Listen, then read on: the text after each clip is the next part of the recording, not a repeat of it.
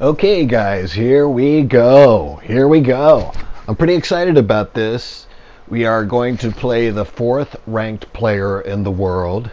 And I haven't really decided if I'm going to trim this down or if I'm just going to edit and talk the whole 50 minutes. I have not decided. But anyway, I am the Brewers, and the number 4 player in the world is smart enough to use the Astros. But I wanted a different experience. Even though I'm playing the number 4 player in the world, I am using the Brewers. We're in Miller Park. We get a different point of view. I'm so excited that it actually worked out this way. I love Miller Park. I love the Brewers. There's a lot of baseball teams I really have a deep love for. Not like the Astros, my team, but we're talking like when it goes to like the Mets, the Brewers, the Padres. These are teams I would love to see compete for a World Series, win a World Series. If let's say the Mets or the Brewers, the Padres, or the Tampa Bay Rays got in the World Series, if it wasn't against us, I would root for them all the way. Of course, we know the Tampa Bay Rays could not possibly be against us because they're in the same league. Actually, it's kind of weird. He actually seems to be running a little bit faster to first base. Once again, I'm the home team. I'm the Brewers. So I'm pitching up against Altuve. And he gets good wood on the ball. And look at that. He gets a little bit closer to first base than other players. He was literally like just 3/4 of a step away, half a step away. Sometimes you'll see normal players, they'll be 2-3 steps away. Okay, let's look at his third. Ooh, look at that, look at that. And so far, I've edited this sound after the fact, so I know what the final score is, I know what the hit total is, but I really feel like at this point, playing a level 59 gold player, I am going to be completely shellacked. And he's gotten wood on every pitch just about. This guy, what makes him different is let's generalize. Because when you go into specifics again and again, it gets a little bit difficult. But what makes him different is his incredible eye and patience. I didn't find his pitching to be that amazing. So that's me at the bat right there. Okay, a lot of people, they're going to try to mix it up. They're going to go on the sides, change of speed, and you have to know their tendencies. And you have to look at what the pitcher offers. And you can see there, his first was down and away, a slider, and then he was up and in on the fastball, mixing it up and trying to get your eyes shifting. And you can only, come on, this is baseball. This is baseball. So this is a game. They did a really good job on 19 to speed up the pitches to give you even less reaction time. Really love that about this. Okay, but let's look at the next pitch. Let's see what he does. Obviously, I'm guessing he's going to go low, and he goes high. A lot of people tend to go low. They're going to try to burn you with the upper fastballs. This guy, believe me, he's trying to get my eyes to shift upwards.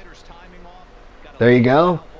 Tries to get my eyes to shift upwards. And look at that right there. Tries to be clever. The things I think his pitching is solid. But the thing I think he does really well is he has a good eye for the ball. There's my horrible swing and miss right there. Good news for me is I'm really improving. At the end of this game, I'll put it this way. I didn't do as bad, or if you look at the hit totals, we'll look at that later. I'll just put it this way. I don't get shellacked, and I'm definitely not going to give away the score of the hit totals, but I found it to be more interesting, and if you watch the whole game, you will see even I have a chance at a 3-run bomb towards the end. I'm not going to say if I was ahead, behind, what was going on, all of that. But watching him, you learn a lot more from playing the players that are really good. And this guy, he takes advantage of the strengths of each hitter. So He's looking to hit something out of here. A lot of times I lose games because I get tired. You know, I'll throw like a beanball, and you can see he gets really good wood. He hits it, you know, in play, deep. It just wasn't out of there, but you can see he totally knows what he's doing.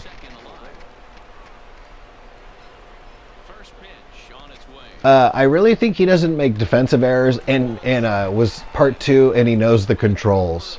So once again, he's got a great eye.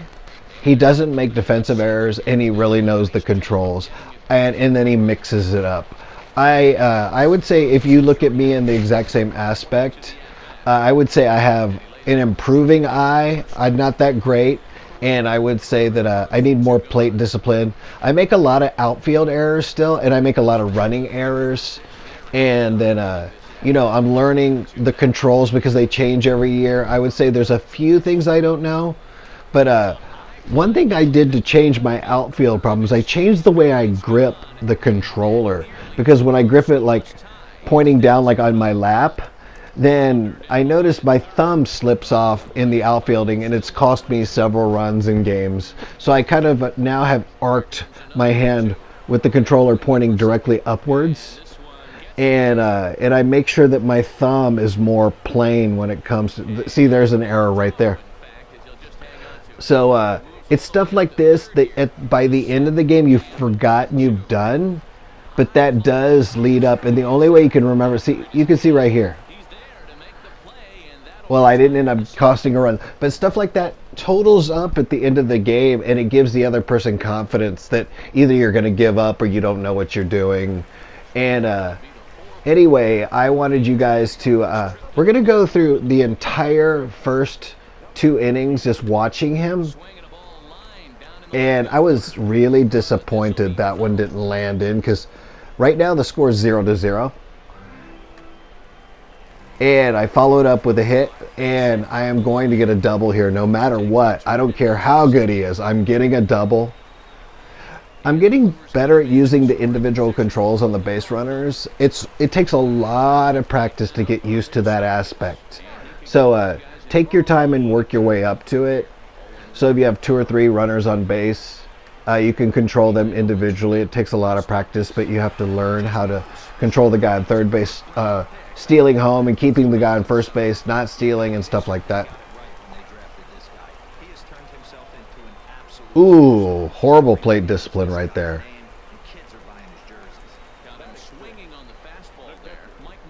And I noticed one thing everybody does is when you have a man on base, they speed up the pitches. They don't want you thinking.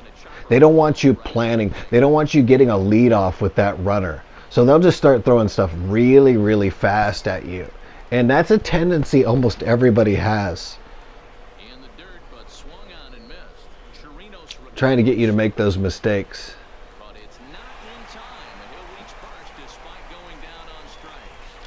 He wanted a guy on first base. That's why he did that.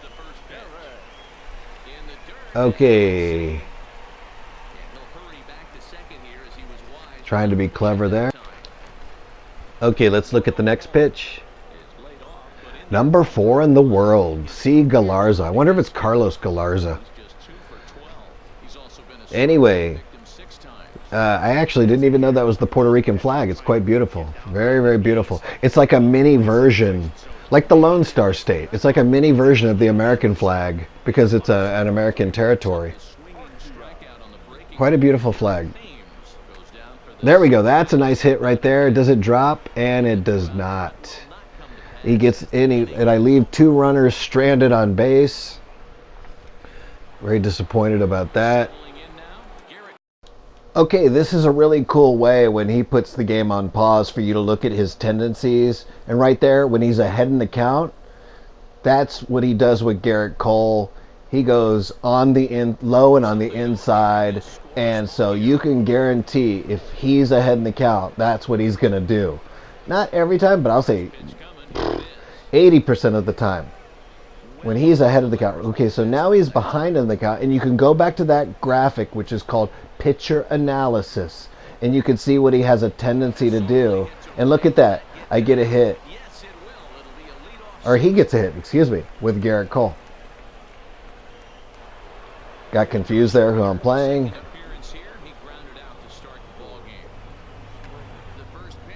Oh, that was almost a mistake. Really good players can hit top of the zone. So you have to be careful. Some people have a tendency to be able to hit there and hit it out. I had a guy in my next game right after this hit 2 top of the zone fastballs out of there with the Yankees. All right, and that's the second out right there. Okay, now let's look at him with Michael Brantley. Once again, he is playing with the Astros because he wants every advantage possible. And let's see if I get that one. And I get lucky, and it saves a run. If that got past me, that would have definitely created a run. Okay, once again, the number 4 player in the world. Let's look at what he does right here. So he threw a fastball on the outside, so he's probably going to throw a moving, see, there you go, a moving pitch on the inside. And there's my hit.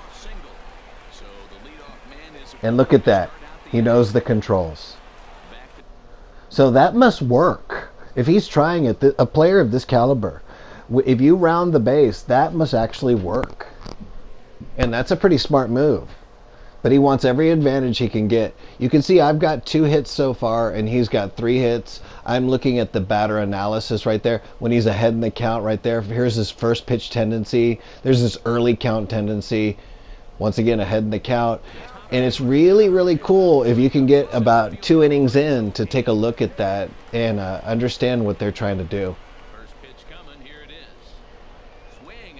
Okay, so right now he's ahead in the count. So I go down because I think, there you go, right there. And I missed the pitch. When it's an off-speed pitch, okay, he was back even count, and that you see how he brought up the ball. But when he's ahead in the count, he's low and inside, either inside or low, one or the other or both. Okay, gets me swinging right there. He's ahead in the count right there, low and inside right there. And let's see if I can get past, and I do. Yeah, nice. That's a lucky play. Okay, now he's going to start pitching faster. Watch. I don't even remember this part of the game. I'm just telling you, people have a tendency to pitch faster. They don't want you thinking. They don't want you getting a lead with these batters. They want a quick, easy out. And the best way is to put the ball in play or pitch fast. And he does not want me thinking, and that's how he gets ahead right here. And unfortunately, I do everything wrong here. I should have tagged up, but it's hard to tag up. Oh, I'm sorry, there was 2 outs. It's hard to tag up anyway. Let's talk about tagging up. It's hard to tag up on a player of this caliber. He's just going to know how to catch the ball. He's going to know how to launch the ball, and he's going to know how long to press the buttons. He's just going to know everything. And maybe this is a mistake right there. I kept it in the upper part of the zone. That is a huge mistake that I got away with. You throw competitive pitches every time. You have to be very careful in the upper part of the zone. You don't go up center, you go up and inside, and make sure you go up a little bit extra in case you miss the pitch. These deliveries aren't always the same with the button pushing, so you have to be very careful. And he gets on base anyway. Okay, Gurriel.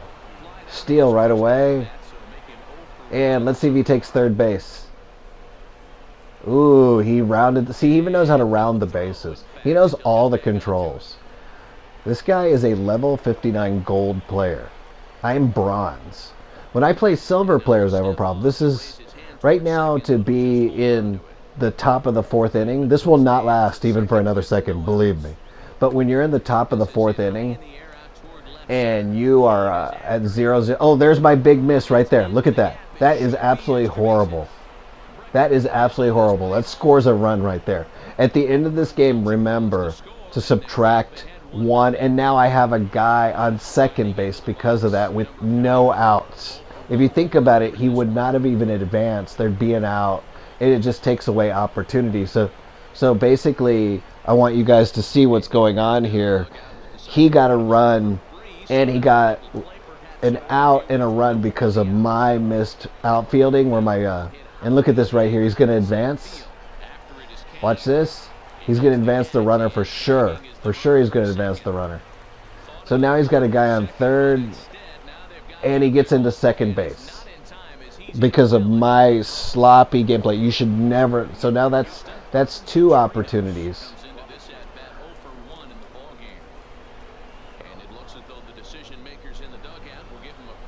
And at some point, he just preys on my mistakes. I'm telling you, I think I even have like a slipped pitch where it goes right in the zone and he just launches it out of here. That might be it right there. I'm not sure. Okay, there's a second run due to my errors. So you can subtract 2 from his in score due to my sloppy play. He gets all the credit, but I get all the blame. My sloppy play creates all of this. There's chinks in the armor with me still. I am trying to correct it, and I'm trying to become really good at this game, and I really want to be competitive. Okay, here we go. That's the missed opportunity for me. So now you look, it's 5-0. All of it is just all my fault. I threw it. I think my finger slipped. I threw it in the zone, and so it's all my sloppy play. And I just blame myself for this whole inning. And it's just things can change so fast. But it all started. It all finished from me. I literally pushed the wrong button, left it in the zone, and it was basically a beanball, and he takes one easy swing and rocks it out of here. With guys like that, it's so weird. There's so many players you can throw one in the zone, and they don't take advantage of it. But a good player, you have to give competitive pitches every time. And that was actually my least competitive pitch. One pitch this entire game, and he rocks it out of here. It's just so weird how good some people are. I would expect him to rock that pitch out of there. It didn't surprise me in the least. I should have backed off. I don't know what happened to me. As soon as I touched it, I realized what I had done before he even swung. Anyway, let's go back to the game a little bit. And right now we're at 5-0, unfortunately.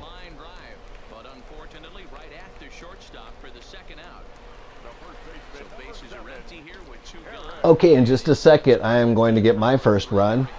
And there it is right there. And it's going to hit that upper porch. It's so cool. I'm even going to do the replay here in a second.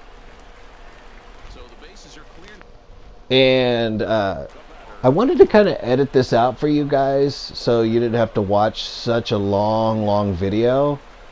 But I really wanted to have the memory and the videotape and the documentation of me playing the 4th best player in the world. This game is so much fun. When you look at the online factor, actually I never really played online that much in my life. I just decided recently to play online. I've only played like 40 games online, but I was playing like 20 games a week, and I always have, but offline. And the online experience is so much different. So I'm going to stick with online probably for about a year, especially with MLB the Show 20, which I'm going to get the day it comes out. The regular release, not the $100 release. And anyway, that was now we're at 5-1. And if I hadn't had that horrible inning, we might be at something like 1-0. You don't know. It's just, but that's not the way the game works. You make one mistake and you're done. And there's another mistake of mine, and it's just all my mistakes just lead to this comedy of errors, and I totally blame myself for all of this.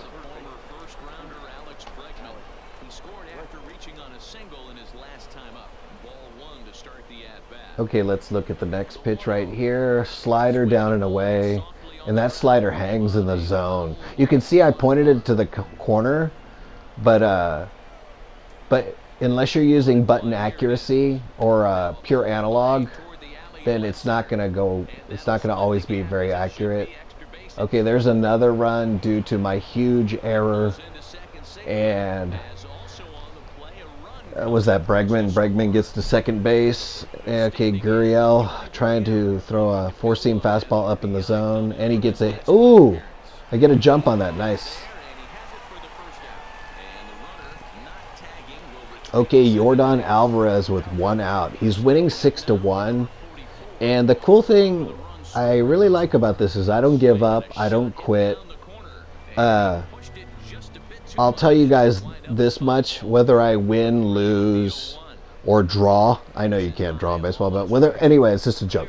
But whether I win, lose, or draw, I do not end up losing this game by, hang on just a second.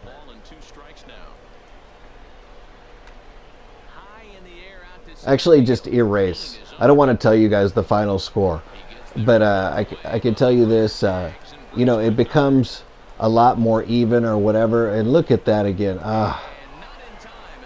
Just unbelievable that he was even on second base because of this is just crazy.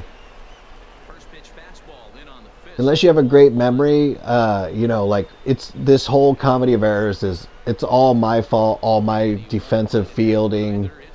And let's see what happens here next with Correa.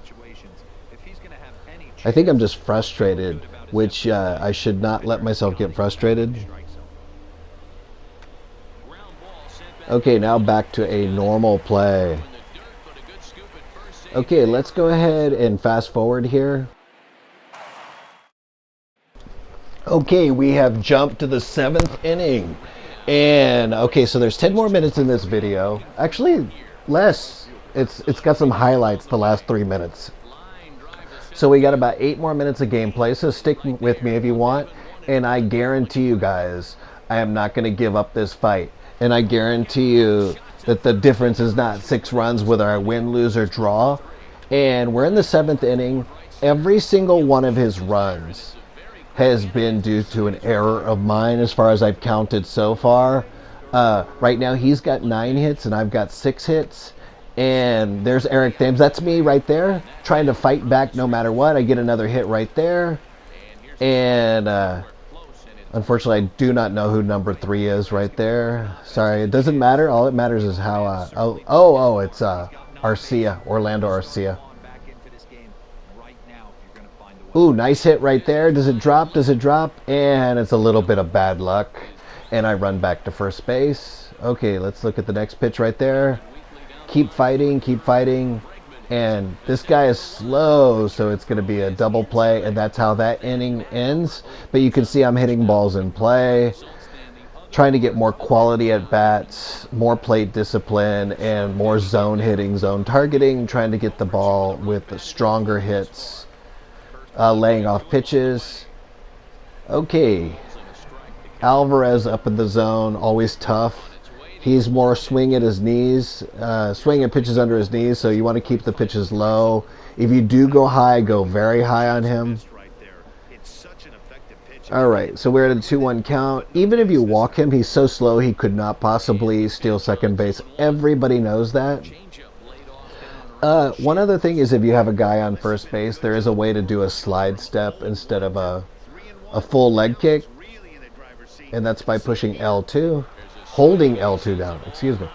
Okay, there he goes right there. Do I catch it? Yes. My defense has been very spotty. Okay, nice hit by him. This is probably one of his best hits of the game.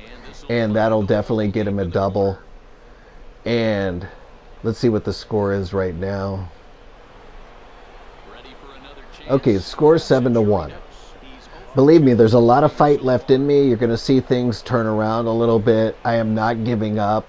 I am going to finish strong. I'm going to let him see what I'm made of. And here's another one of my mistakes right here. And I'm just not good at hitting L2 to switch. And he advances. And so the guy on first and third are due to my spotty defense. And he steals the base right there. And here's more spotty defense, I believe.